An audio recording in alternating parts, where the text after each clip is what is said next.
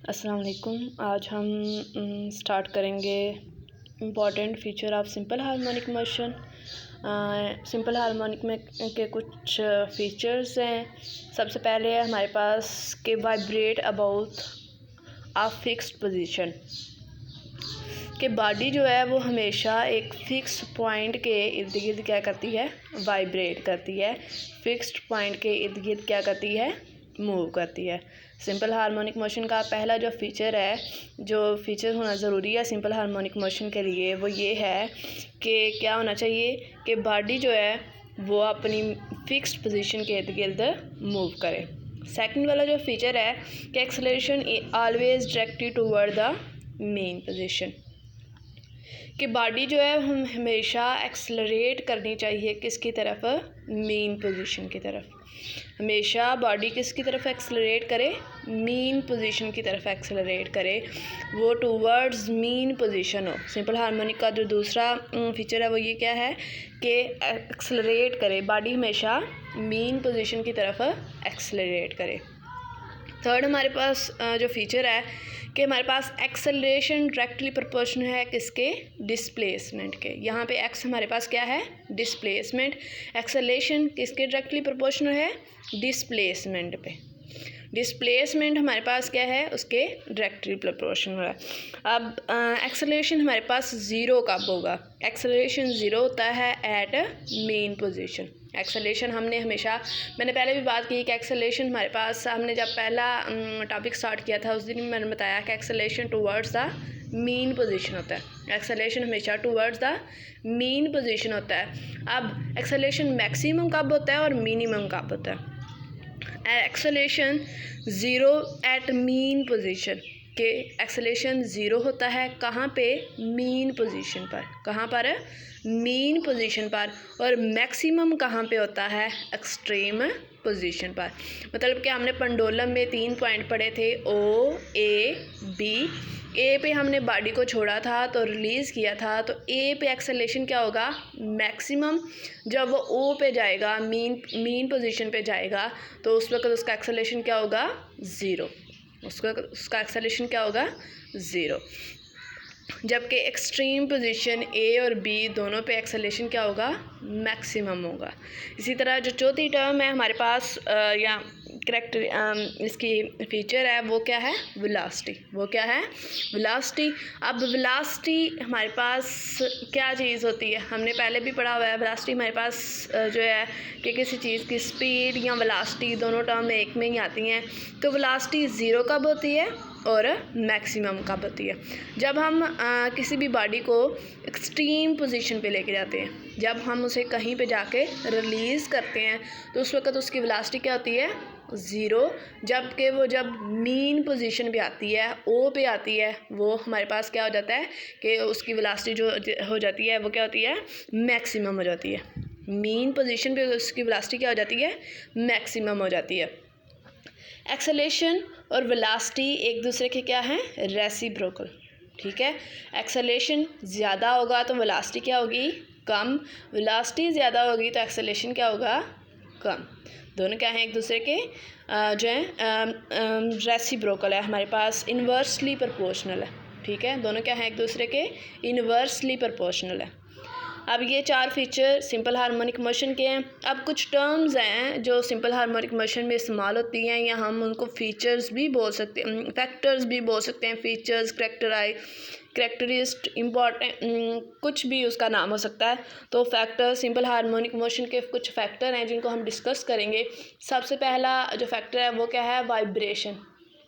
अब वाइब्रेशन या वाइब्रेट करना किसी चीज़ का, वो हम हमेशा क्या कहते हैं, किसी चीज़ का हिलना, अपनी मेन पोजीशन के इर्द गिर्द हरकत करना। अपनी मेन पोजीशन के इर्द गिर्द हरकत करना क्या कहलाता है, वाइब्रेशन कहलाता है। और अगर वाइब्रेशन को हम नाम दें तो हमारे पास वन कंप्लीट ट्रिप,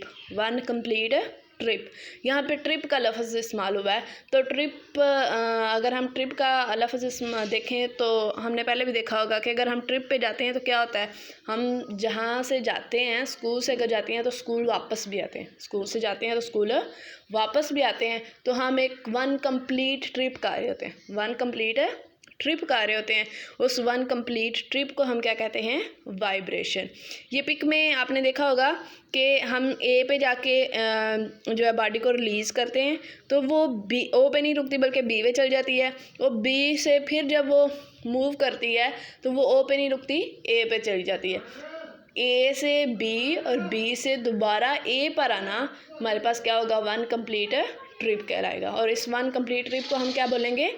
वाइब्रेशन। उसके बाद जो दूसरा फैक्टर है वो क्या है? Time period. Time period. अब टाइम पीरियड क्या है कि एक वाइब्रेशन को कंप्लीट करने के लिए, कि कोई सी भी के वाइब्रेशन को कंप्लीट करने के लिए कितना टाइम लिया जा रहा है, जितना टाइम लिया जा रहा होगा वो उस वाइब्रेशन का क्या होगा? Time period. एक वाइब्रेशन को कंप्लीट करने के लिए जितना टाइम लिया जा रहा होगा वो उसका क्या कहलाएगा? वाइब्रेशन कहलाएगी। उसकी क्या कहलाएगी? वाइब्रेशन कहलाएगी, सॉरी टाइम पीरियड कहलाएगा। एक वाइब्रेशन को कंप्लीट करने के लिए जितना टाइम लिया जाएगा उसको हम क्या बोलेंगे? Time period. अब फ्रीक्वेंसी बेसिकली हमारे पास क्या है? F is equal to 1/t। F is equal to 1/t। और अगर इसे मैं वर्ड में बयान करूँ तो number of vibration in 1 second, कि एक सेकंड में जितनी वाइब्रेशन कंप्लीट की जाए वो उसकी क्या कहलाती है? फ्रीक्वेंसी कहलाती है। वो उसकी क्या कहलाती है? फ्रीक्वेंसी कहलाती है। और अगर इसे मैथमेटिकली बोला जाए तो F is equal to 1/t, कि number of vibration in 1 second. 1 second में मतलब कि फ्रीक्वेंसी का मतलब है कि आपने देखना है कि एक सेकेंड में कोई कितना मूव करता है। जैसे हमने देखा होगा कि हम जो है रेस होती है दौड़ की, तो क्या होता है? टाइम मेजर किया जाता है कि इस बच्चे ने इतनी देर में जो है वो रेस कंप्लीट की है, 100 मीटर या वो 50 मीटर या जितनी भी हो, तो वो टाइम वो उसकी फ्रीक्वेंसी होती है। वो उसकी क्या होती है? फ्रीक्वेंसी होती है कि उसने इतनी देर में ये तय किया या इतनी देर में उसने इतना फासला जो है वो तय कर लिए, तो वो उसकी क्या होती है? फ्रीक्वेंसी।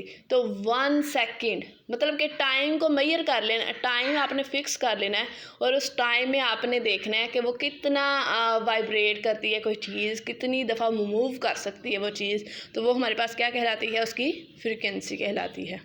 ठीक है। उसके बाद है एम्पलीट्यूड। एम्पलीट्यूड बेसिकली डिस्प्लेसमेंट के लिए इस्तेमाल होता है। लेंथ के लिए हम एम्पलीट्यूड इस्तेमाल करते हैं। लेंथ का वर्ड भी एम्पलीट्यूड में ही आता है। तो मैक्सिमम डिस्प्लेसमेंट आइदर साइड के दोनों साइड्स पर जितना उसने मैक्सिमम डिस्प्लेसमेंट तय किया है वो क्या कहलाता है? उसका एम्पलीट्यूड कहलाता है। क्या कहलाता है? उसका एम्पलीट्यूड कहलाता है। ये 4 फैक्टर्स या हम उसको करेक्टरिस्टिक भी बोल सकते हैं, उसको हम जो है टर्म्स भी बोल सकते हैं सिंपल हार्मोनिक मोशन की। अब सबसे पहले एग्जांपल 10.1 हम करेंगे जो कि हमारी बुक में मौजूद है और उसके ऊपर है क्या? Find a time period and frequency of a simple pendulum. Simple pendulum, यहाँ स्प्रिंग की बात नहीं की गई, किसकी बात की गई है? Simple pendulum. 1 metre long at a location where g is equal to 10 metre per second square. उसने 2 चीज़ें गिवन की हैं। एक हमें उसने लेंथ दी है जो कि क्या है? 1 मीटर, और सेकेंड उसने क्या दिया है? जी, जो कि हमारे पास क्या है? 10 मीटर पर सेकेंड स्क्वायर। हमने 2 चीज़ें फाइंड करनी है जो उसने बताया कि टाइम पीरियड फाइंड करना है और दूसरी जो चीज़ फाइंड करनी है वो क्या है? फ्रीक्वेंसी। और टाइम पीरियड किसका है? सिंपल पेंडुलम का। तो मैंने फार्मूला कल भी बताया था कि as we know that T is equal to 2π√L/g। L हमारे पास क्या है? लेंथ। जी क्या है? ग्रेविटी। और टी किसको रिप्रेजेंट कर रहा है? टाइम पीरियड को। हमने टी मालूम करना है इसलिए हम वैल्यू पुट कर देंगे, क्योंकि टी एक साइड पे है ऑलरेडी, उसको अरेंज करने की ज़रूरत नहीं है, तो वैल्यू पुट कर देंगे। तमाम वैल्यूज़ हमारे पास मौजूद हैं।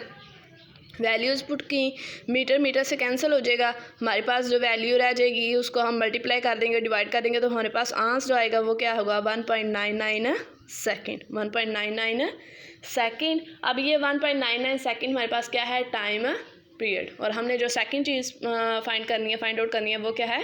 फ्रीक्वेंसी। और फ्रीक्वेंसी हमने अभी पढ़ी कि वो हमारे पास क्या है? F is equal to 1/t। 1।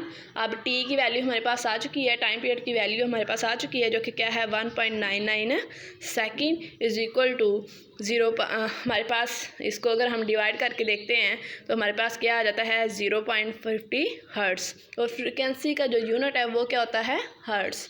और हर्ट्स हमारे पास 1/s भी होता है, 1/s। 1/s का मतलब है कि 1 पर सेकेंड। 1/s का क्या मतलब है, पर सेकंड को हम हर्ट्स भी कहते हैं। हर्ट्स इक्वल होता है 1/s। मीन्स के हर्ट्स हमारे पास जो है वो एक और उसका हम बोल लें तो वो ये चीज़ है कि ऐसे कि हर्ट्स इक्वल टू पर सेकंड के। हर्ट्स किसके इक्वल है, पर सेकंड के। सेकंड बटे में है तो वो ऊपर चला जाएगा तो पर सेकंड हो जाएगा। और पर सेकंड हमारे पास किसके इक्वल है, हर्ट्स के इक्वल है। किसके इक्वल है, हर्ट्स के इक्वल है। और हर्ट्स किसका यूनिट है, फ्रीक्वेंसी का। Thank you.